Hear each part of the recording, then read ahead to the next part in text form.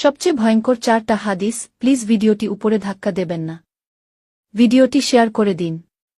আপনার একটি মাত্র শেয়ারের কারণে অসংখ্য মানুষ জানতে পারবে হাদিস 4টি সম্পর্কে এবং নিজেকে শুধরে নিতে পারবে। রাসূল বলেছেন, নাম্বার 1, যে ব্যক্তি অন্যের গুনাহ নিয়ে খোঁটা দেয়, আল্লাহ তাকে সেই গুনাহ না করানো পর্যন্ত মৃত্যু দিবে না। রাসূল বলেছেন, নাম্বার 2, মৃত্যুর পর তাদের মাথা পাথর দিয়ে ভাঙা হবে। যারা ফজরের নামাজ না পড়েই ঘুমিয়েছিল এবং যারা কুরআন গ্রহণ করে তা ছেড়ে দিয়েছে।